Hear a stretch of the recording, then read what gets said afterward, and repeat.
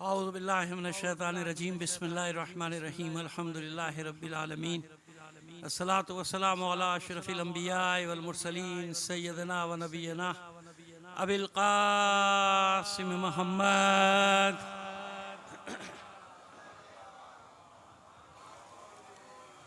وآلہ الطیبین الطاہرین المعصومین ولعنۃ اللہ علی اعدائہم مجمعین من الان الی قیام یوم الدین اما بعد فقد قال الله تعالى في كتابه المبين وهو أصدق القائلين وقوله الحق بسم الله الرحمن الرحيم ومن يخرج من بيته مهاجرا إلى الله ورسوله ثم يدركه الموت فقد وقع أجره على الله وكان الله غفورا رحيما صلوات بھیج دیجئے محمد آل محمد پر۔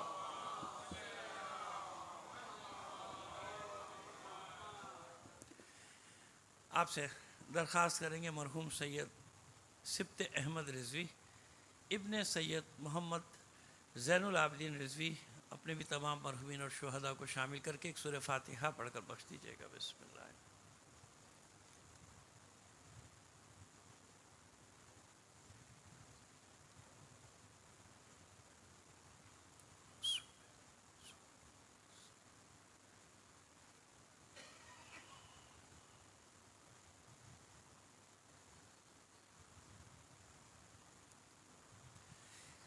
صلوات عنایت فرما دیجیے محمد آل محمد۔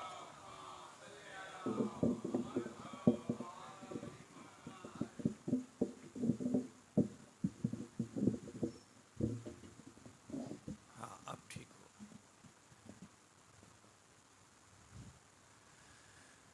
ایک بار اور مل کر بلند آواز سے ایک صلوات بھیج دیجیے گا۔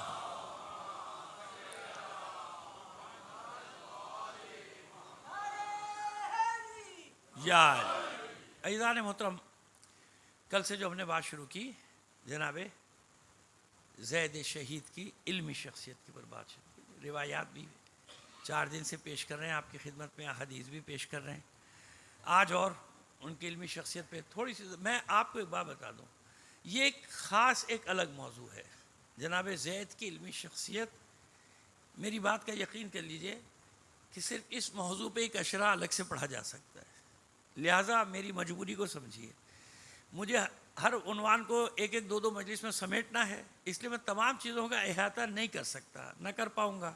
تو آج اور ذکر کریں گے جہاں تک ہو گیا بھائی، جتنا ہو سکے گا علمی شخصیت کے بارے میں وہاں تک اور ذکر کر دیں گے۔ پھر کل سے ہمیں کیونکہ وہ واقعات جو ہے کیسے ہوا، کیا کیسے ہوا، آپ کیسے قیام کو جو لگائے گئے نا الزام کے، بس وہ اچانک غصے میں آئے اور وہاں سے نکلے جب ان کی توہین کی گئی دربار میں، اس کے بعد انہوں نے کہا میری ملاقات اب میں تلوار سے بات کروں گا، تو یہ ہوا، یا کہیں بتایا گیا کہ چچا زاد بھائی سے تنازعہ ہوا۔ یہ کیا ہے؟ یہ وہ اسرائیلیات، موضوعات، حدیثوں کو وضع کیا گیا، موضوع کیا گیا۔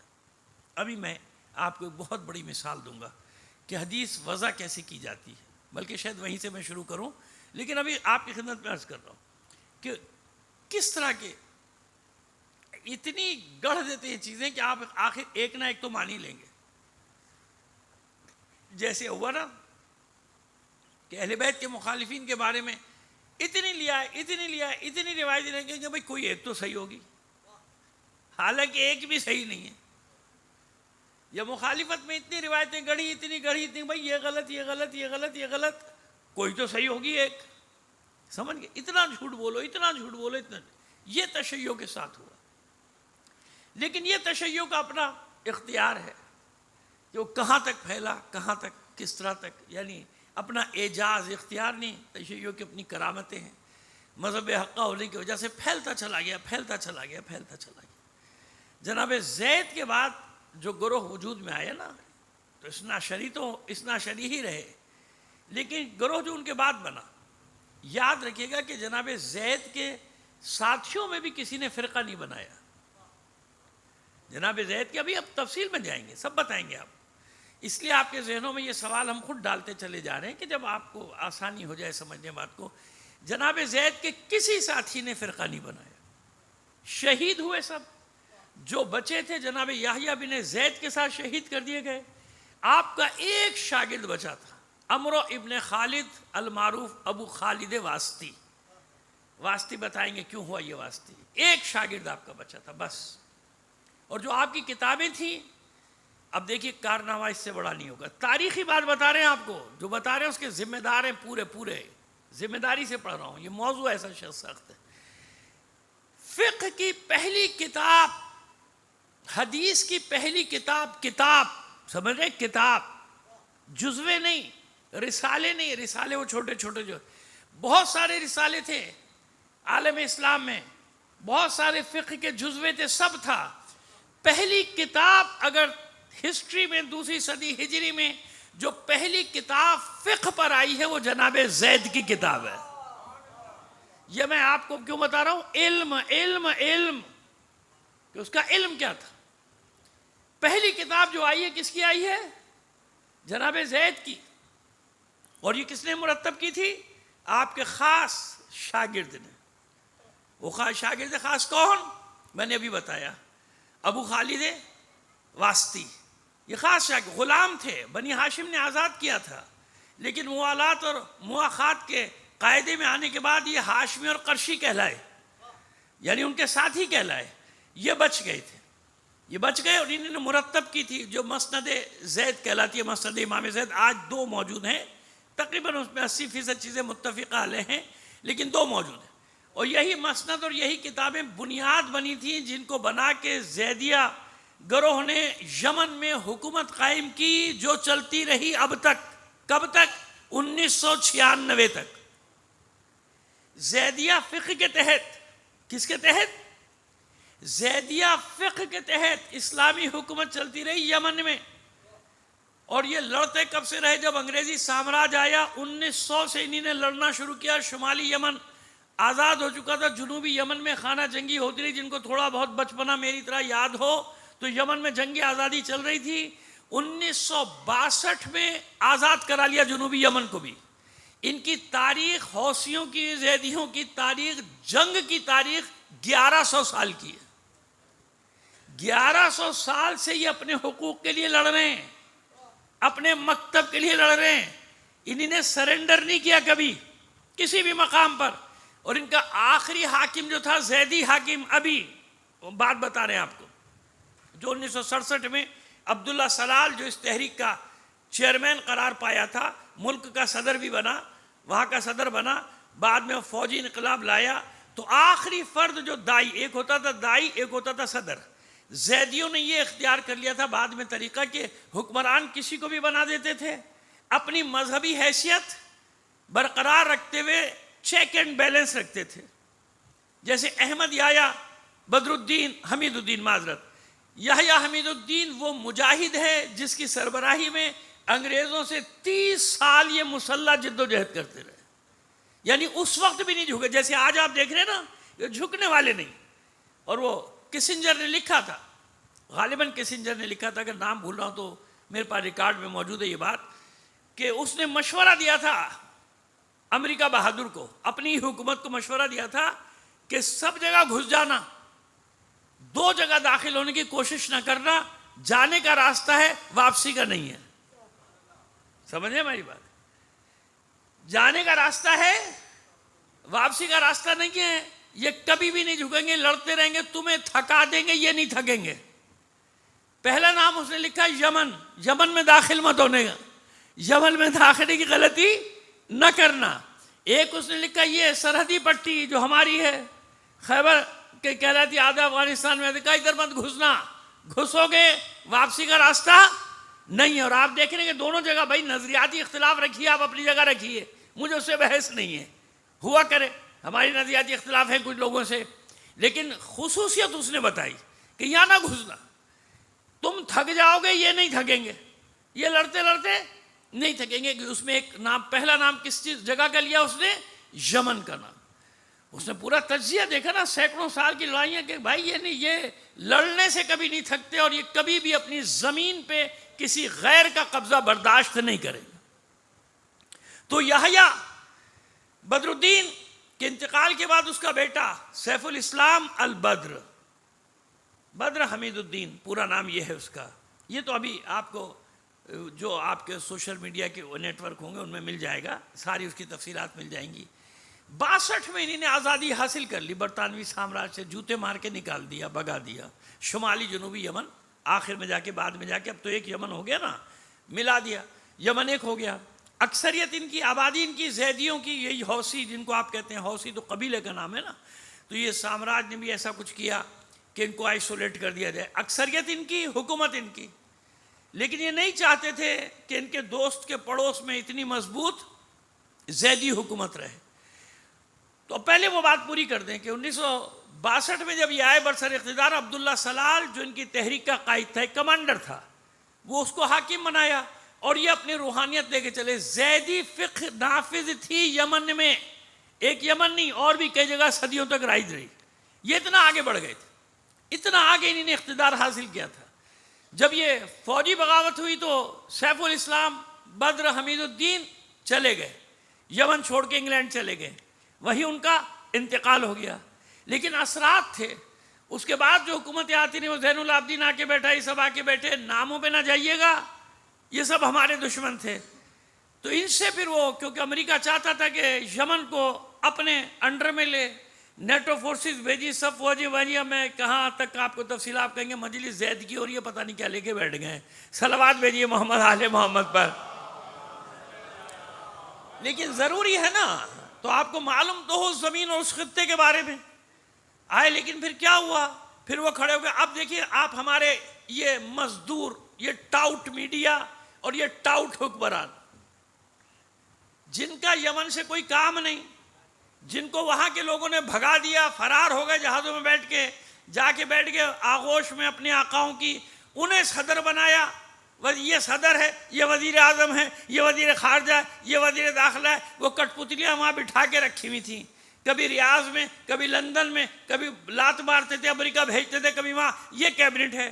اور جن کا ملک تھا، جو اپنے ملک کی آزادی کے لیے لڑ رہے تھے، انہیں کیا کہتے ہیں؟ حوثی باغی۔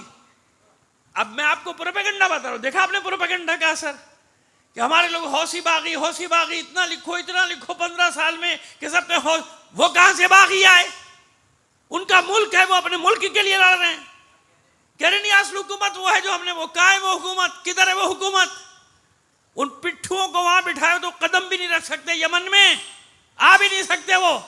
لیکن کیونکہ پورا میڈیا سامراجی ہے، جتنا میڈیا ہے وہ جو لائن دے رہا، حوثی باغی، حوثی باغی، حوثی باغی کہاں سے آ گئے؟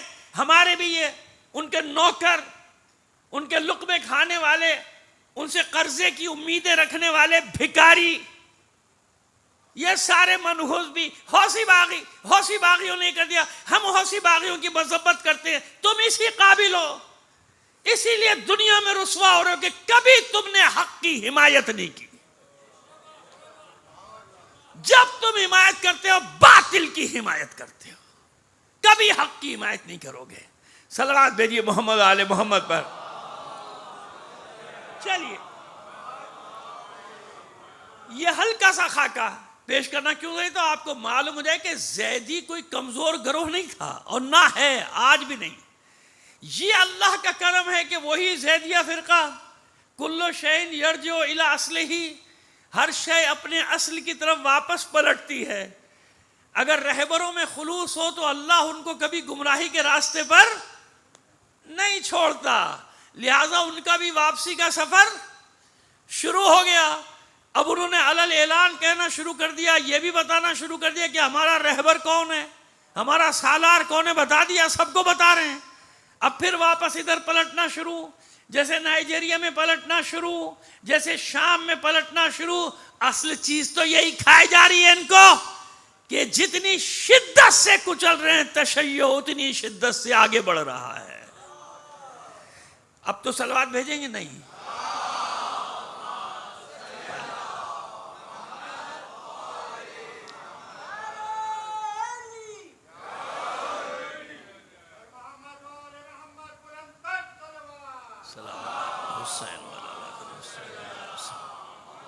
بس اب وہ روز آنا والا وقت آ گیا، آپ سے گزارش ہے کہ ذرا سا آگے سمٹ آئیں گے تو اب جو مومنین آ رہے ہیں ان کو اطمینان سے جگہ۔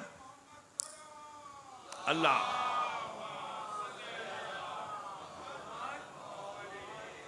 یہ ہم نے، حالانکہ یہ تفصیلی موضوع میں نامعلوم کتنی چیزیں بیچ میں رہ گئی ہوں گی، کیا ہوا ہوگا، لیکن ہم نے ایک ہلکا سا خاکہ آپ کے سامنے پیش کیا کہ بنیادیں کمزور ہوں ختم ہو جاتے ہیں. سینکڑوں درجنوں نہیں سینکڑوں فرقے بنے, مٹ گئے صفحہ ہستی سے, صفحہ ہستی سے مٹ گئے. اسلام کی بات کر رہے ہیں, میں دنیا کی بات نہیں کر رہے. مسلمانوں میں کتنے بنے, ختم ہو گئے. باقی رہنے والے وہی 72-73 ہیں, ٹھیک ہے نا, مٹ گئے. تو زیدیہ نہیں مٹا. کیوں؟ نظریاتی بنیادیں مضبوط ہیں. فکری گروہ تھا نا, بے شک ہم سے اختلاف ہے, غلط ہے, ہم ان کی تائید تھوڑی کر رہے ہیں, لیکن ہم آپ کو بتا رہے ہیں کہ اس کی علمی بنیاد ہے. جس چیز کی علمی بنیاد ہو وہ مٹتی نہیں ہے, وہ قائم رہتی ہے. اور پھر شاید اس لیے قائم بھی رہی کہ قائم کے آنے تک واپس پلٹ کر بھی آ جائیں. اب وہی ہے, اب وہ ان کے افکار بدلتے جا رہے ہیں, اکثریت کے بدل گئے کیونکہ ان کے رہبروں کے بدل گئے تو ان کے بھی بدل گئے. اب وہ کچھ چیزیں میں یہاں سے بیان نہیں کر سکتا, نجی نشستوں میں آپ کو بتا سکتا ہوں کہ کیا کیا ہوا, کیونکہ میں بعض چیزوں کا میں خود شاہد ہوں, گواہ ہوں. صلوات بھیجیے محمد آل محمد پر. آئیے. تو یہ عمرو ابن خالد یعنی ابو خالد واسطی, اس نے ان دونوں کتابوں کو مرتب کیا پہلی صدی.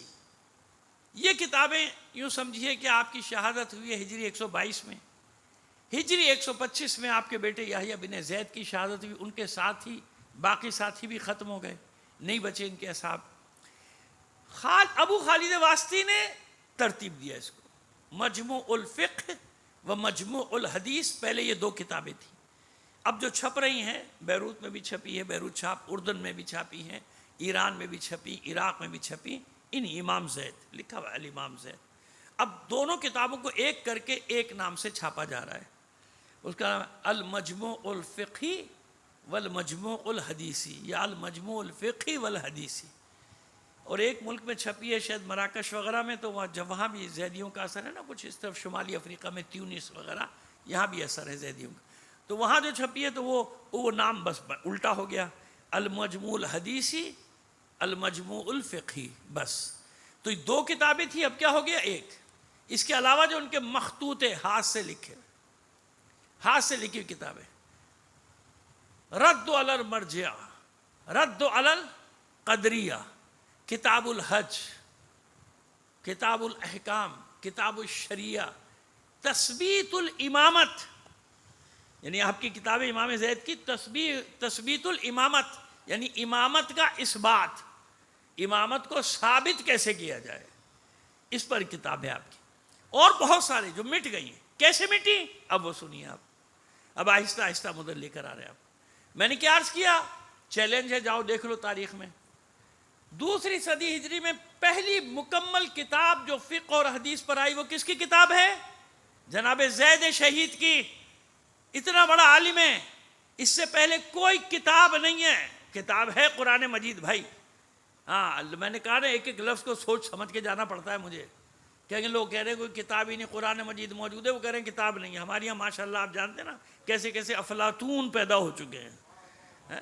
جس کے ہاتھ میں موبائل ہے وہ ایک افلاطون ابن افلاطون ابن افلاطون بن کے بیٹھا ہوا ہے. جس کے ہاتھ میں موبائل نا, فوراً اس کی عقل وہیں پہ کام کرے گی. جتنی نگیٹو چیزیں ہیں نا ساری عقل اس کی وہیں پہ چلتی ہے, پازیٹیو نہیں چلے گی کبھی.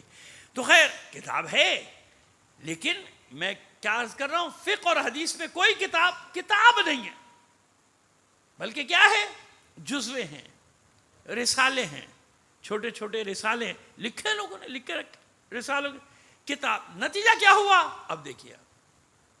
جب ان کی شہادت کے بعد ہجری 130 سے 31 تک یہ جمع کرتے رہے ابو خالد واسطی, تو انہوں نے کیا کیا, اس کتاب کو شائع کر دیا. شائع کرنے سے مراد وہ تو ہاتھوں سے لکھی جاتی تھی, اور شاگردوں کے ذریعے لکھوائی جاتی تھی, بڑا مشکل کام ہوتا تھا. وہ کتاب شائع ہو. جب وہ کتاب بازار میں آئی, بازار سے مراد علماء کے پاس گئی, مدارس میں گئی, تو وہ واحد کتاب تھی جو رائج ہو گئی. وہ کتاب فقہ میں, کیونکہ علمی کتاب تھی نا, اس میں فرقہ واریت تھوڑی تھی, اس میں تو دلائل تھے, حدیثیں تھیں حضور کی اور فقہی دلائل تھے. تو وہ جناب کتاب رائج ہو گئی, اور رائج ہو گئی پورا, اس میں وہ شہید ہو گئے وہ نہیں ہیں, مگر کتاب رائج ہو گئی. یعنی زید کی کتاب کے حوالے ہر جگہ دیے جاتے تھے. یہ منصور جب تخت پر بیٹھا, جانتے نا منصور منصور دوانیقی، ابو جعفر المنصور الصفا کا بھائی عباسی، یہ اس بات پہ بہت نالا تھا کہ یہ کیسے زید کی کتاب کیسے، اب ظاہر ہے وہ زید کی کتاب تو چھپ چکی تھی، بنی امیہ کے زمانے میں آ گئی تھی، بنی امیہ کو تو کوئی فکر نہیں تھی، جو اس زمانے میں وہ سارے جاہل ابن جاہل بیٹھا کرتے تھے، انہیں کیا پتہ ہے مدرسے میں کیا پڑھانے کیا، انہیں تو ایک چیز معلوم ہوتی تھی کہیں علی کا تعریف نہ ہو، بس جہاں علی کی تعریف ہو گردن اڑا دو، علی کو برا بھلا کہا جائے دینار دے دو، باقی کچھ نہیں۔ آگے تھے، زمانہ ایسا تھا خانہ جنگی کا، آپ کی کتاب رائج ہو گئی پورے عالم اسلام میں، مجموع الفقی والمجموع الحدیثی، اس نام سے رائج ہو، ہر جگہ حوالہ دیا جاتا تھا، پڑھاتے تھے شاگردوں کو، لوگ علماء پڑھانے، کسی بھی مکتب کے ہوں یہ پڑھاتے بھی، یہ کتاب پڑھاؤ، یہ کتاب پڑھاؤ۔ منصور سے گوارا نہیں ہوا، اس نے کہا بھائی یہ کچھ کرو، اس کا توڑ نکالو، زید کی کتاب نہیں، کیونکہ اس سے تو نفرت تھی نا، کیونکہ اس نے بیعت کی تھی محمد ابن عبداللہ محض کے ہاتھوں پر، یعنی محمد نفس زکیہ کے ہاتھوں پہ بیعت کی تھی، اس کو وہ نفرت چل رہی تھی کہ بھائی یہ تو میں نے تو بیعت کی تھی، اب میں خود خلیفہ بنا بیٹھا ہوں، اور ان کو شہید کروا دیا تھا محمد نفس زکیہ کو۔ تو اب اس نے کیا کیا جائے، اس کو کسی نے بتایا کہ امام مالک مدینے میں ہے، بس وہی یہ کام کر سکتا ہے کہ کوئی کتاب لکھے اس کتاب کے مقابلے میں، بس وہی یہ کام کر سکتا ہے، اور کوئی اتنا بڑا عالم نہیں ہے اس عالم اسلام میں۔ اس نے مدینے کا خود سفر کیا، اتنا ہم کا مدینے گیا، بلایا امام مالک کو، گفتگو کی، بات چیت کی، احترام کیا ان کا۔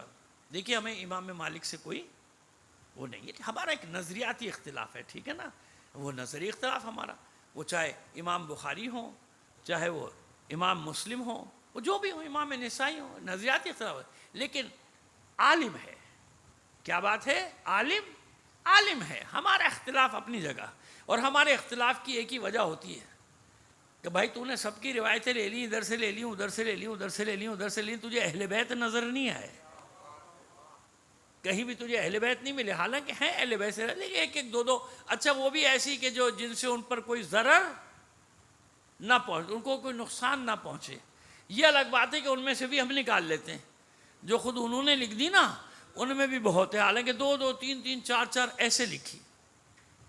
امام مالک اس نے کہا کہ بھائی یہ میں چاہتا ہوں یہ زید کی کتاب جو رائج ہے یہ ختم ہو، پابندی لگاؤ اس پہ پابندی لگاؤ، آپ ایک کتاب لکھیں جس کو میں رائج کروں گا۔ بڑے اچھے موڑ پہ آ گئی ہے میری گفتگو، ایک پیغام بھی دینا ہے مجھے آپ کو، جس کو میں رائج کروں گا۔ تو امام مالک نے صاف صاف اس کو کہا کہ دیکھ بات سن، کتاب لکھنا اور بات ہے، رائج ہونا اور بات ہے۔ اہل عراق کبھی بھی قبول نہیں کریں گے زید کے مقابلے میں کسی اور کی کتاب کو۔ پھر کہتے ہیں کہ اہل عراق ہمارے علم پہ کسی طرح راضی نہیں ہوں گے، سمجھ گئے اس میں کتنا بڑا راز چھپا ہوا ہے۔ اہل عراق ہمارے علم پر راضی نہیں ہوں گے، کیوں؟ اہل عراق کیوں راضی ہو جائیں؟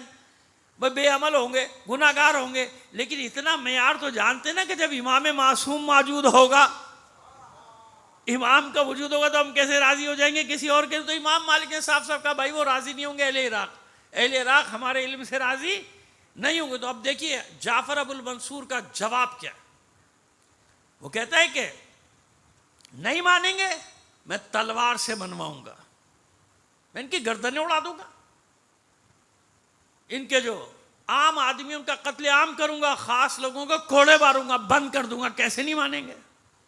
جبر تشدد آئے گا تو ماننا پڑے گا نا بھائی، پھر تو ٹی وی پہ بیٹھنا ہی پڑے گا، مگر اس زمانے میں جب ٹی وی تھا ہی نہیں، بیٹھتے کہاں بیچارے وہ؟ صلوات بھیجیے محمد آل محمد پر۔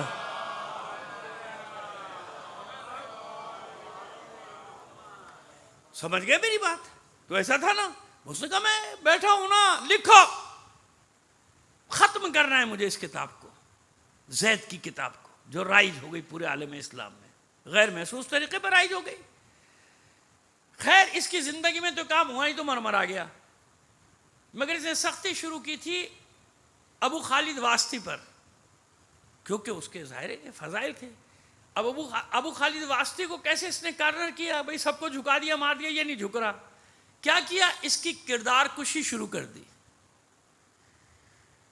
ابو خالد واسطی کی کوفے میں تھے نا یہ، ان کی کردار کشی شروع کروا دی، لوگوں کی ڈیوٹی لگا دی، پروپیگنڈا، یہ ایسا ہے، یہ جھوٹا ہے، یہ فاسق ہے، اس کا کردار صحیح نہیں ہے، یہ یوں ہے، یہ یوں ہے، یہ یوں ہے، جو آپ سمجھتے ہیں کہ جو بھی الزامات لگانے سب سے آسان ہوتے ہیں، جو مرضی چلا دو، کسی کے خلاف کچھ بھی لگا دو، ادھر کی تصویر ادھر، ادھر کی تصویر ادھر، ملائی ملو ہے، اس کو معلوم ہے جتنے بھی لوگ دیکھیں گے پہلے یقین کریں گے، بعد میں سوچیں گے، ہے نا؟ عقل مند آدمی کا کام یہ ہوتا ہے کہ پہلے سوچے گا، بعد میں تصدیق یا تردید کرے گا. کہ ہم جن لوگوں کو ہم بھیجتے ہیں نا میسیج، ان کا پہلے وہ یقین کر لیں گے، جب تک 100 کو بڑھائے گا نہیں اس وقت سوچے گا نہیں. جب 100-150 کو فارورڈ کر دے گا پھر سوچے گا بھائی صحیح بھی تھا کہ نہیں تھا جو میں نے آگے بڑھا دیا ہے نا. بچوں کو بتا رہا ہوں، اپنے بچوں کو، بیٹوں کو، بیٹا نہیں معلوم آپ کو کہ یہ کام کتنا خطرناک ہوتا ہے، کھیل نہیں ہے، گناہ کبیرہ کبیرہ. ممکن ہے آپ کے ایک میسیج سے دین کو نقصان پہنچ جائے. دین کو کیسے؟ اگر آپ کسی شخصیت پر حملہ کر رہے ہیں جو دین کے لیے کام کر رہا ہے، اگر اس کی خدا نہ کرے شخصیت معاشرے میں ڈیمیج ہو جائے، اس کی شخصیت ڈیمیج نہیں ہوگی، دین ڈیمیج ہو جائے گا.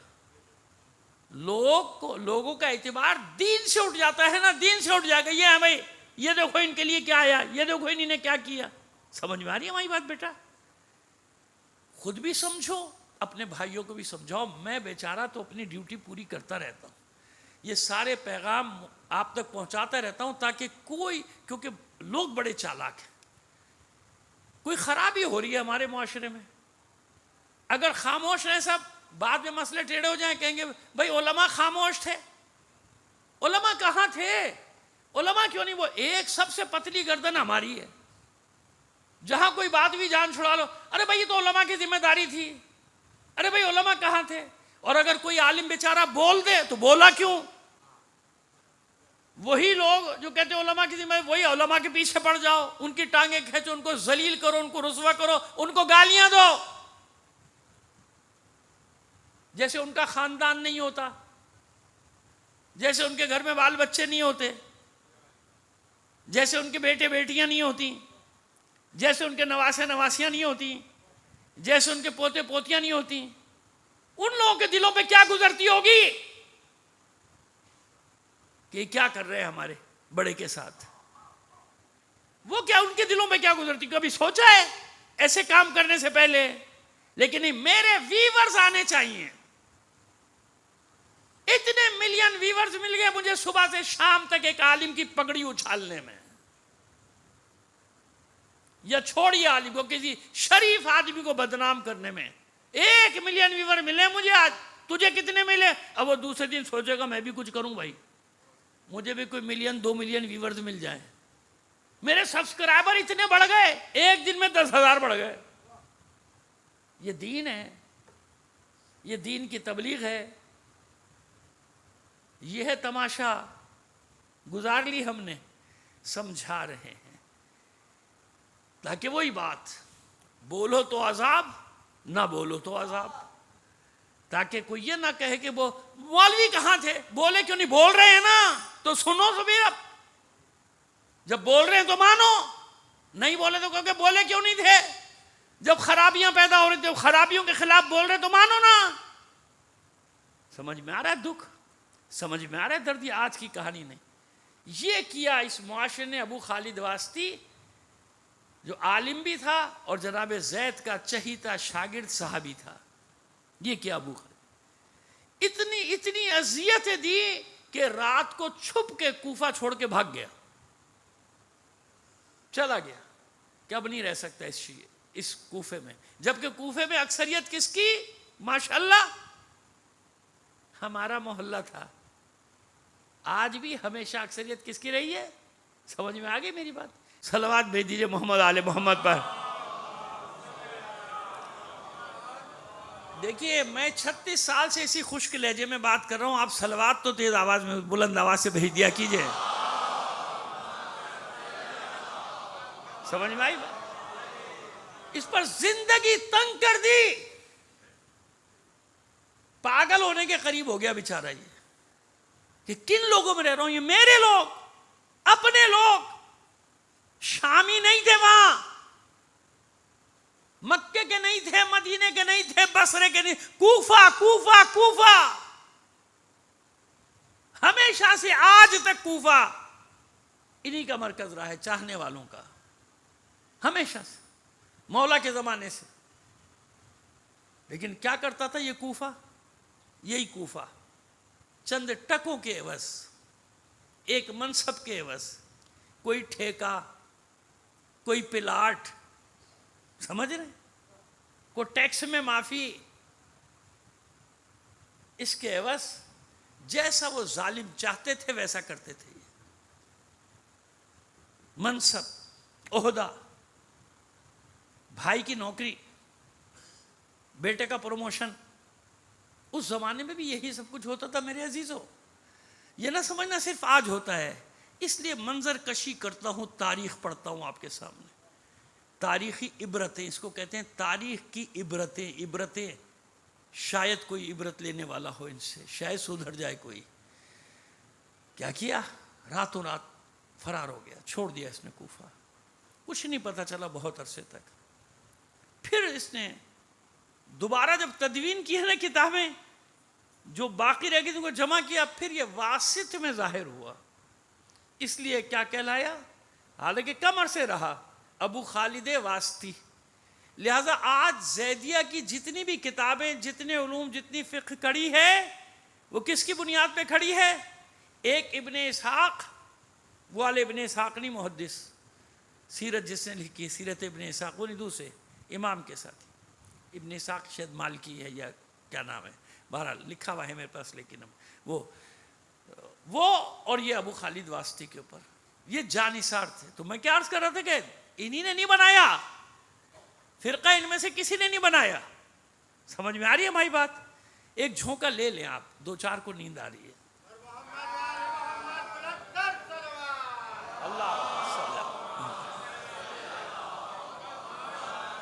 میں نے عرض کیا تھا کہ دیوار، یہ دونوں طرف دیوار، یہاں آ کے بیٹھ جا کریں، پیٹ لگا کے تم پیچھے مڑ کے تو میں دیکھ ہی نہیں سکتا، سوتے رہے آرام سے۔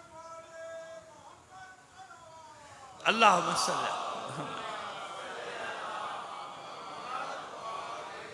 لیکن میرے سامنے آنکھیں بند کرے گا تو نظر آئے گا میں تو خود راستہ دے رہا ہوں، بھئی ادھر سائیڈ میں آ جاؤ، سو جاؤ آگے، مجھے کیا معلوم پیچھے کیا ہو رہا ہے، سارا مجمع سوتا رہا ہے، میں تو بولتا رہوں گا آگے۔ صلوات بھیجیے محمد آل محمد پر۔ چلیے بات واضح ہوئی، یہ دنیا ہے، یہ کرتی ہے دنیا۔ تو یہ ان دونوں کی بنیادوں پر آج تک ابو خالد اور ابن اسحاق کے واسطے سے ساری کتابیں، سارے ریفرنسز آئیں گے۔ اب کیا کیا اس نے؟ منصور تو مر گیا، لیکن کام ہو رہا تھا۔ الموتا ہے نا حدیث کی کتاب، یاد ہے؟ نام تو سنا ہے نا الموتا، یہ وہی الموتا، توئے سے بھائی، تے سے نہیں ہے، موت ہی نہیں، موت، توئے، الموتا، کتاب موتا جس کو کہا جاتا ہے۔ یہ امام مالک نے ترتیب دے دی، مگر کب؟ جب منصور اس دنیا میں نہیں رہا، وہ نکل گیا، اس کا بیٹا تھا مہدی عباسی خلیفہ بنا، بنی منصور کا بیٹا۔ یہ جب خلیفہ بنا تو اس کے زمانے میں یہ کتاب مکمل ہو گئی۔ جب یہ کتاب مکمل ہوئی تو اب حکم دیا گیا کہ بس موتا رائج ہوگی۔ تو اب کیونکہ آج کی طرح پروپیگنڈا ان کا، ممبر ان کا تھا، محراب ان کا تھا، تو آج تک لکھا جاتا ہے کہ حدیث کی پہلی کتاب موتا، حدیث کی، کیونکہ بھیا ان کا ہے، تاریخ میں بھی لکھیں گے، بچوں کو بھی پڑھائیں گے، مدرسے میں بھی پڑھائیں گے، اخبار میں بھی یہی آئے گا، سب جگہ حدیث کی پہلی کتاب جنہوں نے تدوین کی، وہ عظیم محدث، وہ کون تھے؟ امام مالک۔ امام مالک نے ترتیب دی موتا۔ اب میں کیا عرض کر رہا ہوں کہ ہجری 30، 31، 32 میں آ رہی ہے مسند امام زید، مجموع فقہی، مجموع حدیث آ رہی ہے، اور یہ آ رہی ہے اس کے 20-25 سال بعد، 150 ہجری کے بعد، شاید 158 یا 57 ہجری، 25-26 سال بعد آ رہی ہے۔ یہ کہلائی پہلی کتاب۔ آج بھی یہی کہ پہلی کتاب حدیث کی کون سی تدوین ہوئی؟ کہ پہلی کتاب موتا، بچوں کو رٹا دیا گیا، پہلی کتاب موتا، پہلی کتاب موتا۔ حالانکہ کسی کو بھی تاریخ دے دو پڑھ بھائی یہ مسند ہے، ایک سوال یاد رکھیے، چلیے اب خلاصہ کر کے ایک سوال دوں آپ کو کرنے کا، مگر عالموں سے، ان کے بیچارے سادے آدمی کو تو کچھ بھی نہیں پتا کہ موتا کیا ہے اور طوطا کیا ہے، اس کو کچھ ہی نہیں فرق پڑتا چلے گا۔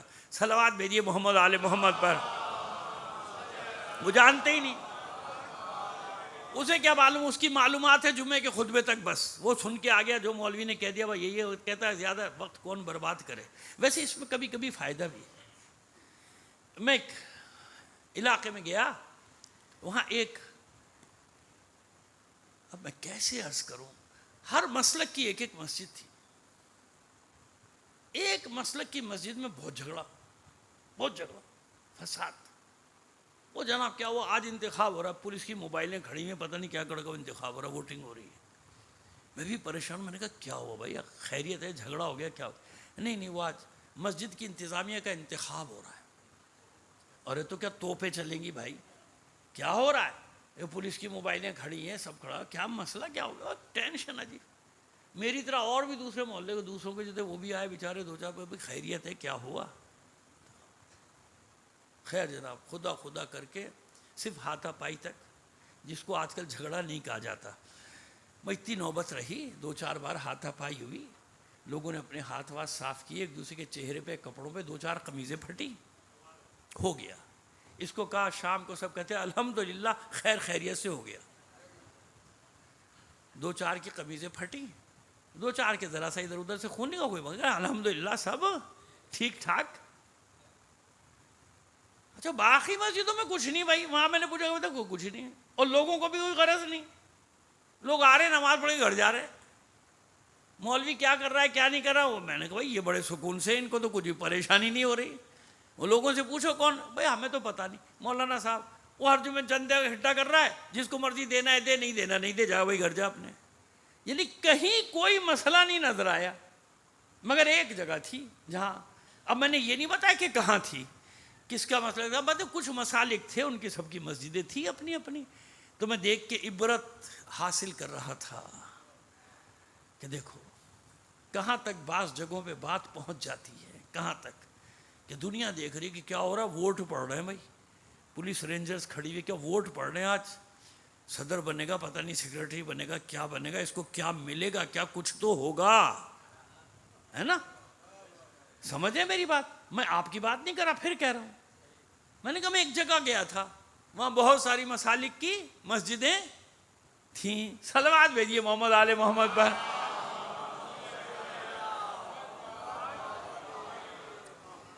تو سرکار دیکھیے بات کہاں سے کہاں چلی جاتی ہے۔ اب اس نے، مہدی نے اعلان کر دیا، خط مسند زید جلا دی جائے، پورے مملکت میں حکم دے دیا گیا، سب جمع کر لو، سمیٹ لو، ہلہ بول دیا بنی عباس والوں نے، ختم کرو۔ ان کی ساری کتابیں اٹھا کے جلا دی گئیں، دریا برد کر دی، جہاں سے کوئی نسخہ ملتا تھا سب کو اٹھا کے جلا دیا، ختم کر دیا۔ اچھا ہجری 150 میں ہوا یہ کہ بیچارے عمرو ابن خالد المعروف ابو خالد واسطی بھی انتقال کر گئے، انتقال کر، اب بڑا مسئلہ ہو گیا کہ کہاں سے ڈھونڈا جائے، تو یہ سب ختم کر کے الموتا رائج کر دی گئی۔ یعنی اتنے سال تک جناب زید کی فقہ رائج تھی، پڑھائی، یعنی رائج سے مراد پڑھائی جاتی تھی، یہی فقہ پڑھائی جاتی، کہ نہیں اب یہ پڑھائی جائے گی۔ الموتا حکومت تھی، کون لڑتا ان کے سامنے، کون کھڑا ہوتا؟ لیکن وہ جو کچھ ایک دو نسخے نکل گئے مغرب کے، اس وقت مغرب کہا جاتا تھا، یہ دیکھیے تیونس، الجزائر، مراکش، ان سب کو ملا کے کہا جاتا تھا مغرب، یعنی وہاں کا یہ مغرب تھا نا۔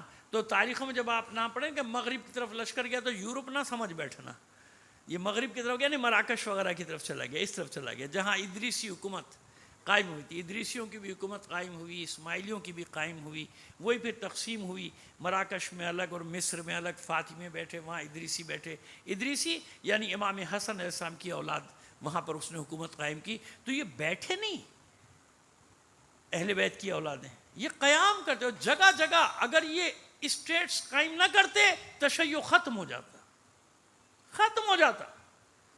یہ جو تشیع آج تک باقی ہے، سرخرو ہے، یہ ان کے قیاموں کی وجہ سے، وہ قیام کرتے رہے اور جگہیں دیتے رہے کہ یہاں بیٹھو، یہاں بیٹھو، یہاں بیٹھو، پائے فراہم کرتے چلے گئے، لہذا اس پہ پابندی لگ گئی مسجد امام زید پہ۔ اب 360 ہجری یعنی 4 صدی ہجری میں جب یہ مغرب میں ان کا زور ہوا، یمن کی طرف، مراکش کی طرف زیدیوں کا، اچھا اس کے بعد یہ فرقہ بنا۔ کیسے بنا؟ اب دیکھیے فرقہ کیسے بنا۔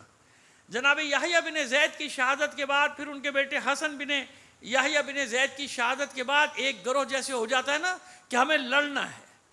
ان کی یہ فکر بن گئی کہ قیام کرنے والا گروہ ہی امامت کا حقدار ہے، اور وہ ناراض ہو گئے ائمہ طاہرین سے کہ کیونکہ یہ قیام نہیں کرتے لہٰذا معاذ اللہ یہ امام نہیں۔ یہ ان کا عقیدہ تھا، نہ جناب زید کا عقیدہ تھا، نہ جناب یحییٰ کا عقیدہ تھا، نہ جناب حسن ابن یحییٰ کا۔ وہ ایک گروہ بن گیا باغیوں کا، ہے نا۔ جیسے ہمارے یہاں 2 پارٹی بن جائیں مثال کے طور پہ، میرا اور فلاں آدمی کا کوئی جھگڑا نہیں، کسی چیز میں ایک نظری اختلاف ہوا، آدھے میری طرف ہو گئے، آدھے اس کے، سوشل میڈیا پہ جنگ کر رہے ہیں، گالیاں ہمیں پڑ رہی ہیں، یعنی ایک میرے حامی بن گئے، کچھ لوگ لگے ہوئے ہیں، ارے بھائی نہیں کرو، چپ ہو جاؤ، خاموش رہو، نہیں کرو ایسا، کچھ نہ کرو۔ مثال دے رہا ہوں۔ اب وہ جناب امام زید، جناب زید کو پھر وہ امام زید بن گئے۔ اب جب وہ امام زید بن گئے، اب موقع مل گیا عباسیوں کو، دیکھو امامت کا دعویٰ کیا تھا، امامت کا دعویٰ کیا تھا۔ وہیں سے کچھ شیعہ بھی ہمارے بہک گئے کہ بھئی یہ امامت تو وہاں ہے، امام زید کہاں سے آ گئے، یہ امام کیسے بنے؟ تو وہ الزام ہوتے ہوتے بنی عباس کے پروپیگنڈے نے اتنا کیا کہ ہمارے بھی لوگ بدگمان ہو گئے کہ نہیں بھائی سب کچھ صحیح، لیکن قیام صحیح نہیں تھا، امام کی موجودگی میں دوسرا امام کیسے ہوگا؟ تو جو ان کے حامی تھے، بعد میں ان کی شہادت کے بعد پیدا ہوئے، ان کا ایک نظریہ بن گیا کہ یہ بھی لڑے، ان کا بیٹا بھی لڑا، ان کا پوتا بھی لڑا، جو لڑے گا وہ ہمارا امام ہوگا۔ آئیے تشریف لائیے، بسم اللہ، بیٹھ جائیے، صلوات بھیجیے محمد آل محمد پر۔ جو بیٹھے گا، سمجھ میں آ گئی بات کہ جو قیام نہیں کرے گا وہ ہمارا امام نہیں۔ یہ خلاصہ بتا رہے ہیں، اس کی تفصیلات ہیں ان کے عقائد کی، بنیادیں ہیں ان کے پاس بھی نا، کہ جو لڑے گا وہ امام ہوگا، جو قیام کرے گا وہ امام ہوگا۔ لہٰذا ہمیشہ یہ اس کو امام بناتے تھے کہ جس کے ہاتھ میں تلوار، قیام بالسیف، قیام بالسیف، قیام بالسیف، لڑتا رہے گا ہمارا امام ہوگا۔ اس کے بعد دوسرا، اس کے بعد تیسرا، پھر وہ جناب زید کی نسل میں تو آیا نہیں، پھر ان کے جیسے ابھی میں نے 2-4 نام لیے بنتے چلے گئے، اس طرح یہ زیدیہ فرقہ وجود میں آ گیا۔ اب اس زیدیہ فرقے میں کیا ہوا؟ کیونکہ ظاہر نہ جناب زید کی اس میں رائے ہے، نہ جناب یحییٰ بن زید کی، بیچارے ابو خالد واسطی بھی دنیا میں نہیں رہے۔ اب وہ عقائد ملغوبڑا بنتے چلے گئے، کوئی چیزیں اس میں بنی امیہ کی آ گئیں، کچھ چیزیں اس میں بنی عباس کی آ گئیں، آدھا تیتر آدھا بٹھیر ہو گیا وہ عقیدہ، سمجھ گئے؟ کہ اب میں اس کی تشریح یہاں سے کر نہیں سکتا کہ وہ نہ پورے شیعہ رہے نہ پورے سنی رہے، وہ درمیان میں ہی ہو گئے، اس کو بھی مانو اس کو بھی مانو، یہ اچھا یہ برا، آدھے برے آدھے اچھے، انہیں عجیب و غریب قسم کی تقسیم، خیر وہ تاریخ ہے بنی۔ لیکن یہ زیدیوں کی بات نہیں کر رہا، یہ فرق اب یاد رکھیے کہ زیدی الگ ہیں، زیدیہ فرقہ الگ ہے۔ زیدیہ فرقہ میں تو سید میں بھی نہیں ہے، بہت کم سادات ہیں، کیونکہ میں نے عرض کیا نا وہ تو ساتھیوں نے بنایا نا، یعنی چاہنے والوں نے بنایا۔ زیدیہ فرقہ جناب زید کے نام تھے، وہ زیدی کہاں سے آئے؟ تو زیدی خامہ خامہ پریشان ہوتے ہیں جب وہاں جاتے ہیں، کسی اور عرب ملک میں زیدی نام کہتے بھائی وہ ہمیں زیدیہ سمجھتے ہیں، اب نام بدلو آگے کچھ اور لگاؤ، وہ ہمیں زیدیہ فرقہ سمجھتے ہیں، وہ صحیح ہے، وہ بیچارے تو یہی سمجھیں گے زیدیہ فرقہ یہ ہے۔ تو زیدیوں کا زیدیہ فرقے سے کوئی تعلق نہیں ہے، کیونکہ زیدیہ فرقہ بنانے والے بتا دیے وہ ہیں۔ ہاں اب کچھ سادات جیسے کنورٹ ہوتے نا، ادھر کے ادھر چلے گئے، ادھر کے ادھر چلے گئے، ہمارے یہاں نہیں ہے ماشاءاللہ، کیسے کیسے سادات ہیں اور اہل بیت کے مخالفت میں کھڑے ہیں، ہے نا؟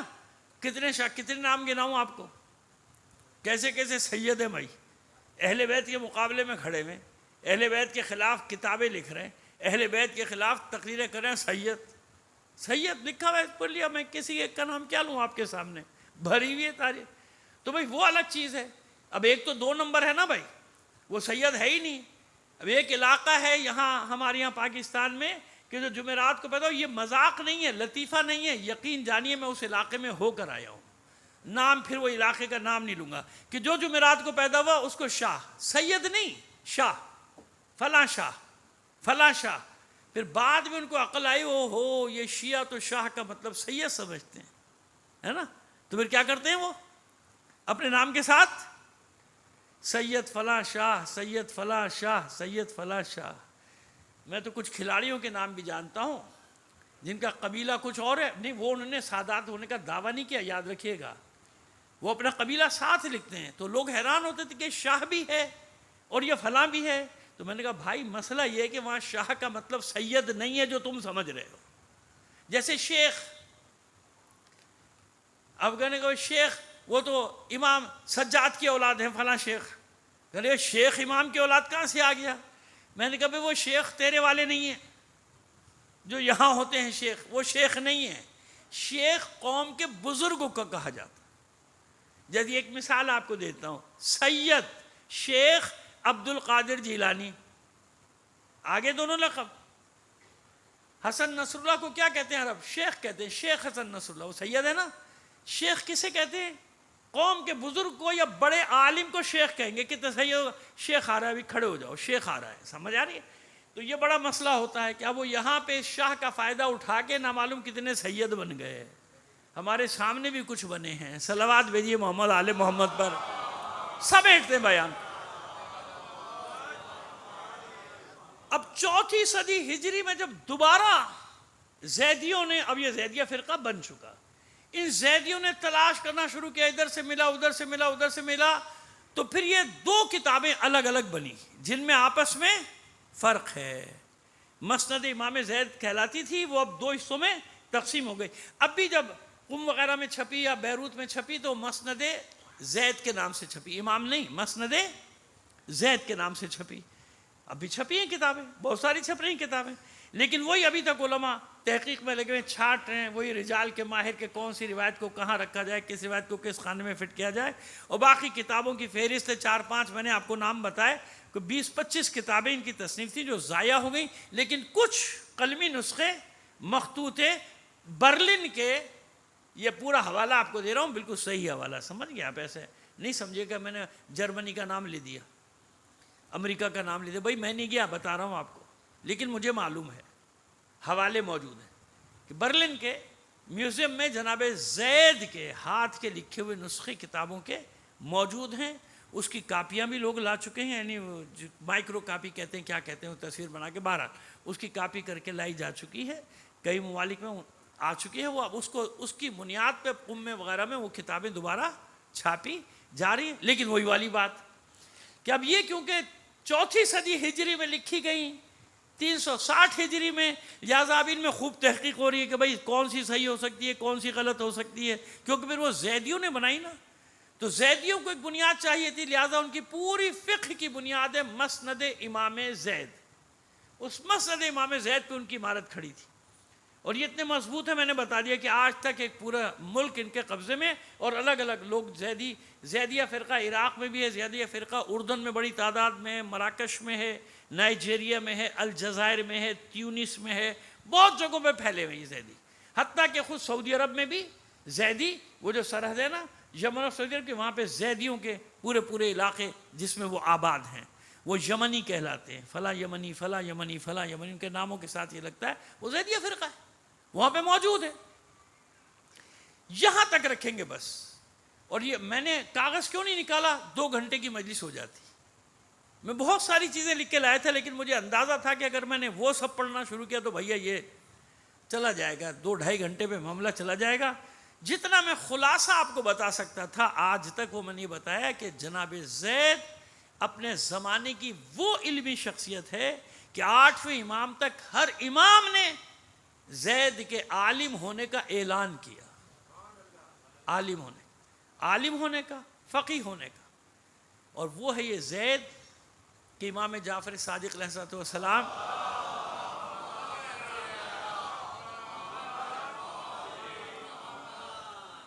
ہر وقت پریشان رہتے تھے اپنے چچا کی طرف سے. جب کوفے آ گئے تو بار بار آنے جانے والوں سے پوچھتے تھے, میرے چچا سے ملے, میرے چچا سے ملے, میرے چچا کا کیا حال ہے, اب میرا چچا کس حال میں, اب میرا چچا کس حال میں.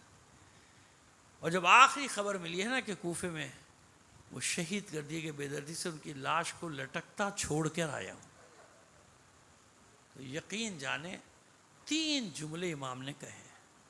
پہلے تو آپ نے گریہ کیا نا, بے ساختہ چھٹے امام کے آنسو بہنا شروع, آنسو بہنا. پھر ایک کلمہ جاری کیا, انا للہ و انا الیہ راجعون, پہلا جملہ. دوسرا کلمہ ادا کیا, خدا کی رحمت ہو میرے چچا پر, خدا کی رحمت ہو میرے چچا پہ. تیسرا کلمہ جانتے کیا کہا, اللہ کی لعنت ہو زید کے قاتلوں پر. اور ثبوت چاہیے, اور ثبوت چاہیے. اتنی میں ہر روز آپ کو روایتیں پیش کر رہا ہوں. معصوم فرماتے ہیں کہ پہلے فرماتے ہیں کہ انا للہ و انا الیہ راجعون, پھر کہتے ہیں اللہ کی رحمت ہو میرے چچا زید پر, اور تیسرا جملہ کیا ہے, اللہ کی لعنت ہو ان کے قاتلوں پر. اگر امام کے معاذ اللہ باغی ہوتے یا امام کے مقابلے میں امامت کا دعویٰ کیا ہوتا, ایسے ہوتا. یہ وہ شخص ہے کہ اس نے ایک ایک پر حجت تمام کی تھی کہ دیکھو یاد رکھو میرا قیام رضائے آل محمد کے لیے, میں اپنے لیے نہیں, یہ جعفر صادق ہم تمام آل محمد کا پیشوا بھی ہے, امام بھی ہے, جتنے بھی احکام خدا ہیں ان سب میں. لوگوں نے سوال کیا تو آپ نے صراحت کے ساتھ جواب دیا کہ میرا بھتیجا جعفر صادق ہمارا خود اپنے کہا, ہمارا پیشوا ہے, ہمارا امام ہے اللہ کے ہر حکم میں, احکام شریعت میں. یہ ہم سب کا پیشوا ہے, ہم سب کا امام ہے. جناب زید ادھر رجوع کراتے ہیں, کبھی اپنے بھائی کی طرف, کبھی اپنے چچا کی طرف. یہ قیام اب کل سے بات شروع کریں گے نا, قیام کیوں ہوا؟ جب یہ راستے بند کر دیتے تھے نا, یہ کہ آخری وقت تک معلوم ہے کہ واقع کربلا ہوگا, لیکن جناب سید الشہداء نے موقع دیا کہ نہیں دیا کہ میرے ہاتھ سے خون رنگین نہ کرو, چلو مجھے یہاں سے نکل جانے دو, کہیں اور چلے جانے دو, وہاں چلے جاتے. نہیں نہیں نہیں, یعنی ہر معصوم یہ بتانا چاہ رہا ہے کہ ہم جنگ نہیں چاہتے, لیکن یہ نہیں ہو سکتا کہ تم ہم پہ ذلت مسلط کرو, یہ نہیں ہو سکتا. اب کوئی راستہ نہیں ہے نا, ایک ہی راستہ ہے کہ یا بیعت یا جنگ. کیا کرے علی اس موقع پہ, کیا کرے حسین اس موقع پہ, کیا کرے زید اس موقع پہ؟ امر دائر ہو گیا ان کے درمیان کہ بیعت ذلت کی پستی کی زندگی. بتائیں گے نا بھی کیسے اس نے معاذ اللہ تحقیر کرنا چاہی تھی اور کی تھی حشام نے جناب زید کی, کہ جس کے بعد کوئی راستہ نہ تھا جناب زید کے پاس سوائے اس کے کوئی ساتھ دے یا نہ دے. اور آپ کو بتا دوں کہ جب جناب زید کے پاس سپاہی نہیں تھے, 200 بچے تھے, تو اس وقت بھی کئی لوگوں کو جناب زید نے کہا دیکھو میں تمہیں زبردستی نہیں روک رہا, مجبور نہیں کروں, جس کو جانا جاؤ.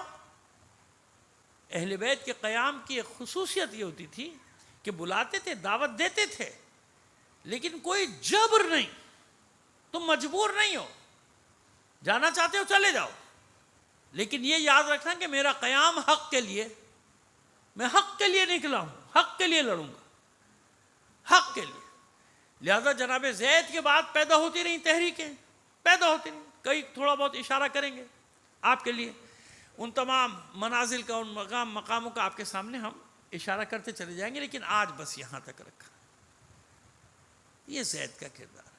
کہتے ہیں کنیز زادہ, کیا الزام لگاتے ہیں؟ کنیز کا بیٹا. معلوم ہے کہ آل رسول میں کنیزوں کا مقام کیا ہے, معلوم ہے. ابراہیم سے لے کر آخر فرد تک اللہ نے ان کنیزوں کو, وہ کنیزیں جو عفت مآب ہیں, جو عصمت مآب ہیں, مشیت جانتی نا کہ ان کنیزوں کے غول میں سب ایک جیسے تو نہیں ہیں. پاک ترین عورتوں کو پاک ترین مردوں کے لیے چنا اللہ نے, نہیں رہنے دیا وہاں ان پاک بیبیوں کو, باعفت بیبیوں کو, باعصمت بیبیوں کو نہیں رہنے دیا. شیریں کون ہے؟ کنیز ہی ہے نا. مقام دیکھا ہے حسین سے محبت کے اظہار نے تاریخ میں جب تک واقع کربلا, اور ہمیشہ ہے واقع کربلا, شیریں کے واقعے کے بغیر مکمل نہیں ہوتا، یاد رکھیے گا، شیریں کا ذکر ضرور ہے۔ یہ اہل بیت کی نوازشیں، انعام و اکرام، کہ فضہ کو عزت دینے والی کون؟ معصوم کونین۔ اور شیریں کو عزت دینے والی کون؟ زینب۔ ابھی بتاتے ہیں، ابھی بتاتے ہیں۔ ثانیہ زہرا، شیریں کو عزت دینے والی، اور یہ بھی کوئی معمولی کنیز تو نہیں ہے، جناب شہربانوں کے ساتھ آئی تھی، جناب شہربانوں کے ساتھ تھیں۔ جناب شہربانوں کے بعد اب حسین نے چاہا کہ ان کو آزاد کر دیں، بلایا، کہا کہ آپ آزاد ہیں، قطع زمین بھی دیتے ہیں، زاد راہ بھی دیتے ہیں، زندگی گزارنے کا سامان بھی دیتے ہیں، اب جائیے آپ نے بہت خدمت کر لی، اور آپ شہربانوں کی کنیز تھیں، اب آپ کی مالکن دنیا میں نہیں، لہٰذا اب ہماری کنیزی زیب نہیں دیتی۔ جناب شیریں گریہ کرنے لگی، ہاتھ جوڑ لیے، مولا مجھے بچوں کی خدمت کے لیے رہنے دیجئے، مجھے یہ کنیزی قبول ہے، مجھے اپنے قدموں میں رہنے دیجئے۔ حسین فرماتے نہیں شیریں، مصلحت اسی میں کہ جاؤ، ہم نے آزاد کر دیا، جانتی ہے کہ امام کا حکم ہے، پابندی کرنا ہے، حکم امام کے سامنے کوئی امکان نہیں۔ کہتی اچھا میرے مولا، میرے سید، میرے سردار، میں چلی جاتی، لیکن اتنا تو وعدہ کریں کہ کبھی میرے مہمان بن جائیں گے، اتنا تو وعدہ کر لیں۔ حسین نے چند ثانیے بس سوچا ہوگا، سوچنا کیا، مجھے ایسا لگتا ہے جیسے حسین کوئی منظر دیکھ رہا ہو۔ چند ثانیوں کے بعد جناب سید الشہداء نے فرمایا اچھا شیریں جا، تجھ سے وعدہ رہا میں تیرا مہمان بنوں گا۔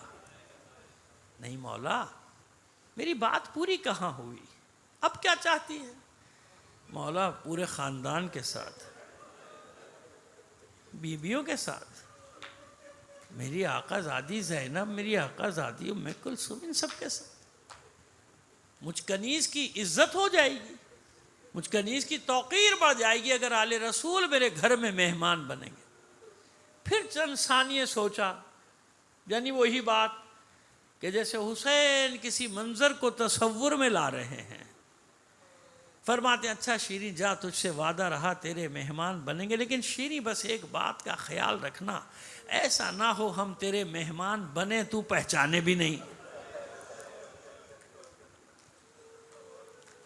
مولا ایسا ممکن ہے؟ میں آپ کی نمک خوار، آپ میرے مہمان بنے میں پہچانوں بھی نہیں۔ اچھا جا شیریں جا۔ حرم میں خبر پھیل گئی کہ شیریں آزاد ہو گئی، شیریں جا رہی ہے، تو جو زمانے کا دستور تھا، ہر بی بی خلط لے کر آ رہی ہے، انعام راستے کے لیے زاد راہ، اور کیونکہ خواتین کا معاملہ ہے، خاتون جا رہی ہے تو لہٰذا جو آتی تھی ایک چادر لے کے ضرور آئی۔ آج بھی آپ جانتے نا، یہ ایسا نہیں کہ کوئی خاص بات تھی کہ سب نے چادریں اچانک لا کے دے دی، نہیں، آج بھی معزز خاندانوں میں یہی طریقہ رائج ہے، کوئی بیٹی، کوئی بیوی، کوئی بہن، کوئی ماں کے برابر درجہ رکھنے والی خاتون مہمان بنے یا اس کے یہاں جائیں تو ایک چادر لے کے جاتے ہیں نا، اس کو بڑا اعزاز سمجھا جاتا ہے کہ ہم نے اپنی بہن کو چادر پہنائی ہے نا۔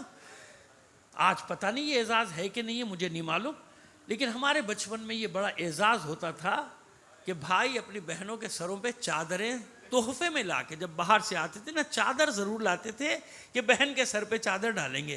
آج کل پتہ نہیں شاید ناراض ہو جاتی ہوں گی کچھ لوگ کہ یہی میں لیا تھا تجھے چادر، اتنی مشکل سے تو چادر سے جان چھڑائی تھی ہم نے، تو چادر ہی لے کے ہمارے لیے چادر۔ سنو چادر کیا ہے، سنو، خاص طور پہ ثانیہ زہرا کی بے چادری پہ رونے والی ہو، بڑا اچھا جملہ، شیطانی جملہ سیکھ لیا ہے کہ وہ بیویاں بھی تو سب سربراہ تھیں، یزیدوں نے کھینچی تھی ان کی چادریں، شمر نے اتاری تھی ان کی چادریں،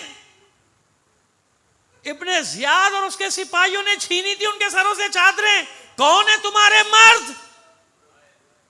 شرم نہیں آتی ہے جملہ کہتے ہوئے؟ ان بیویوں کا عالم یہ تھا کہ جب چادر چھن گئی تھی شرم سے بالوں سے اپنا منہ چھپا لیا تھا کہ کوئی پہچانے نہیں ہمارے چہروں کو دیکھ کے. یہاں تک نوبت پہنچنا تھی ہمارے معاشرے میں. ایک ایک چادر سب لا رہی, بہت سی چادریں جمع ہو گئیں. شیریں حیرت سے کہتی ہے مولا میں اتنی چادروں کا کیا کروں گی؟ حسین فرماتے لے جا شیریں, کسی دن کام آ جائیں گی, لے جا. چلی گئی شیریں. کوفے سے باہر فاصلے پہ ایک بلند مقام پہ گھر بنا کے رہتی تھی. بلندی کی وجہ سے قلعہ شیریں مشہور ہو گیا روایتوں میں.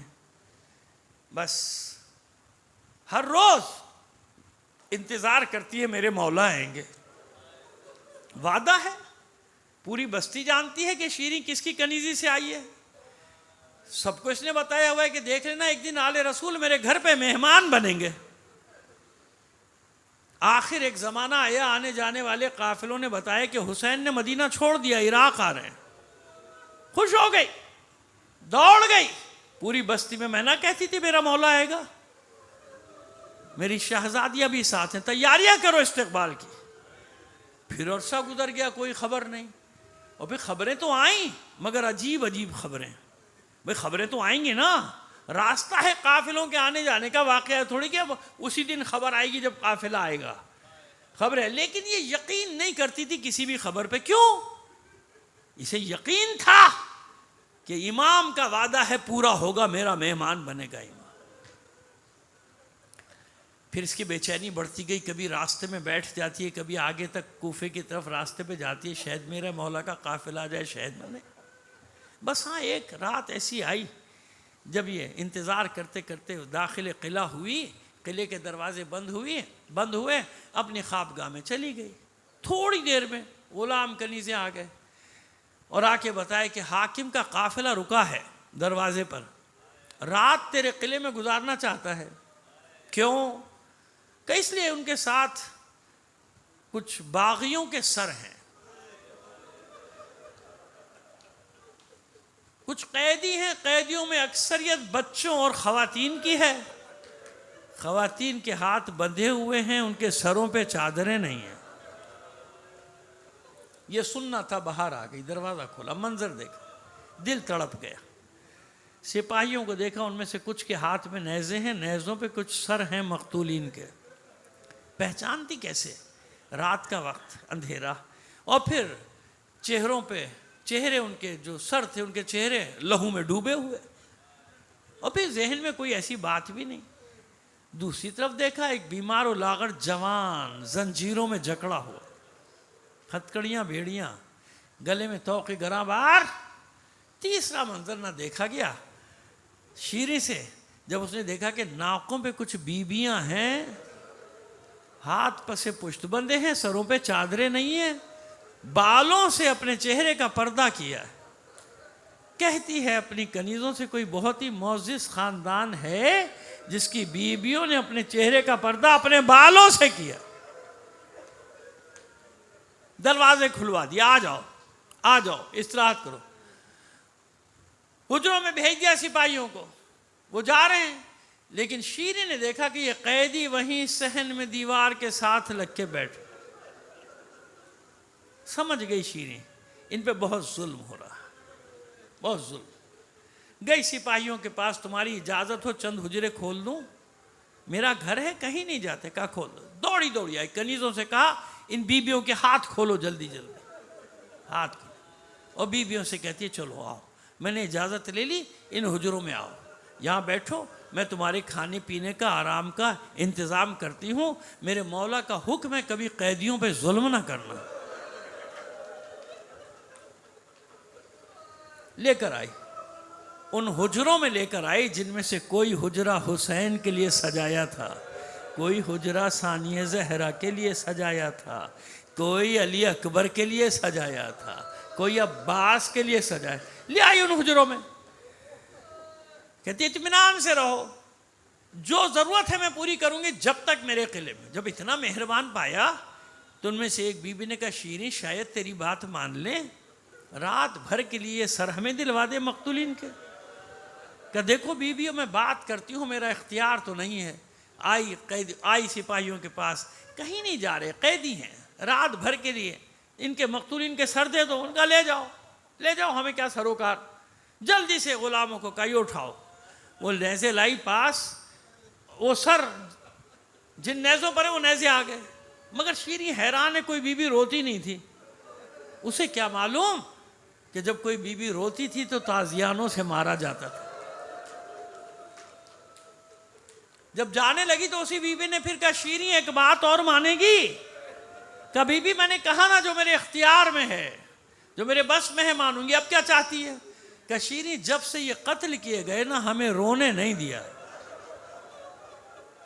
تیرا گھر ہے شیریں، اتنی اجازت دے دے، اتنی بس کہ آہستہ آہستہ رولیں. حسین نہیں، حسین نہیں، ابھی نام کہاں لیا. آہستہ آہستہ رولیں اپنے مقتولین. شیریں نے کہا میرا گھر ہے، جی بھر کے رو، کوئی پابندی نہیں، لیکن سنو، جب اپنے مقتولین کا گریہ کرنا تو میری ایک حاجت ہے، دعا کرنا پوری ہو جائے. میں نے اپنے مولا سے سنا ہے کہ قیدیوں کی دعائیں دوسروں کے حق میں جلدی پوری ہوتی. اس بی بی نے پوچھا بی بی بتائے گی حاجت اگر مناسب سمجھے. کہا ہاں ہاں کیوں نہیں بتاؤں گی، میرا مولا راستے میں ہے. میری شہزادیاں زینب و کلثوم راستے میں ہیں. ارے دعا کرو خیر سے میرے مہمان میرے گھر آ جائے. اس بی بی نے کچھ نہیں کہا، کوئی جواب نہ دیا. بس جوں ہی شیریں واپس مڑی، کانوں میں آواز آئی ہائے میرا ماں جایا حسین. تڑپ کر واپس مڑی شیریں. او بی بی سب روئیں، تجھے رونے کی اجازت ہے. اور سن، اگر رونا چاہتی ہے اپنے مقتول کا، اگر تیرے مقتول کا کوئی بھائی تھا اس کا نام لے کے رو لے. کہ شیریں قبول ہے. آواز دی ہائے میرے عباس کا بھائی. پھر شیریں نے کہا او بی بی یہ نام لے کر بھی نہیں رونے دوں گی. تیرے مقتول کا کوئی بیٹا تھا اس کا نام لے لے، یہ نام نہیں لے. وہ بی بی کہتی ہے شیریں یہ بھی قبول ہے. اب اس بی بی نے کہا ہائے میرے اکبر کا بابا. اب شیریں سے نہ رہا گیا، آگے بڑھی، اس بی بی کے قدموں میں بیٹھ کے ہاتھ جوڑ. بی بی جب سے تو میرے گھر میں آئی ہے نا میرے دل کو قرار نہیں آ رہا. ارے تو نے بتایا نہیں تو کہاں سے آئی ہے، تجھ پہ کیا گزر گئی، تیرے ساتھ کیا واقعہ ہو گیا. ارے یہ جتنے نام تو لیتی ہے میرے مولا کے گھر والوں کے نام ہیں. اس بی بی نے کوئی جواب نہ دیا. 2-3 بار پوچھا شیریں نے، پھر کہتی اچھا تجھے تیرے حسین کی قسم بتا تو کون. اب زینب کے ضبط کے بندھن بھی ٹوٹ گئے. چہرے سے بال ہٹا کر کہا شیریں بھول گئی نا میرے بھائی نے یہ بھی تو کہا تھا ایسا نہ ہو ہم مہمان بن جائیں تو پہچان بھی نہ سکے. شیریں پچھاڑے کھانے لگی، سر و سینہ پیٹتی ہے، منہ پیٹتی ہے. شہزادی یہ کس حال میں دیکھ رہی ہوں، میرا آقا حسین کہاں ہے، میرا عباس، میرا علی اکبر، میرے قاسم.